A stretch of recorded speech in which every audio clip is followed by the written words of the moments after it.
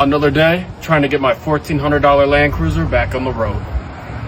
Since there's a lot of new people here, let's do a quick recap.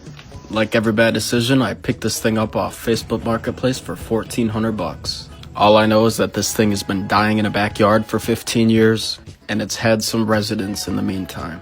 I did a quick cleaning with some dollar store toilet paper, so make sure you're following so I can afford better supplies.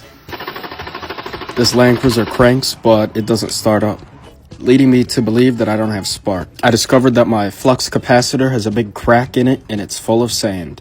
So I ordered a new one and the part will be here tomorrow, but for today, I'm going to focus on the tint. Purple tint is public enemy numero uno. If you know anything about tint, please let me know in the comments. This stuff is terrible. I peeled the tint right off and all I'm left with is the adhesive, which is the worst part, so I don't know. I'm going to skip that for now and on to something else. I bought this LandCruiser because I'm in the business of making money, and my goal was to flip this and get it up to a level where somebody else would want to restore it. But the more I work on this car, the more I'm liking it. To be honest, I never thought twice about a LandCruiser before, but now after being in all the forums and working on this thing over the last week, I could see myself driving this particular vehicle. I would love to be able to fully restore this car and not have to sell it, but we'll see about that. If you want a full build on this LandCruiser, make sure you're following, because that's the best way to support the build. And let me just say, you guys are lucky that smell-o-vision doesn't exist yet.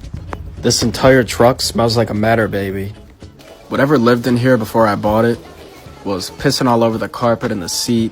It's rancid, and not in a good way.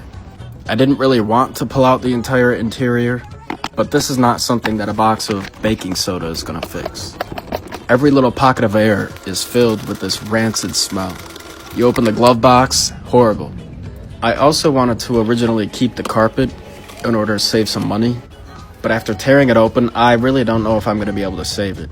It's 30 years old and it's caked with everything unholy. If I want to reuse this carpet, it's gonna need an exorcism.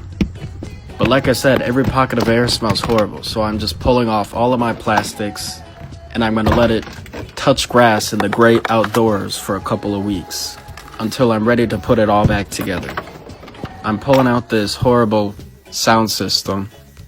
I'm sure it used to once get bumping, but now it's a mess. And now I see why people camp in these things. Look at how big this car is. I'm doing my best to clean this whole thing out, and I'll be pressure washing and treating all these pieces.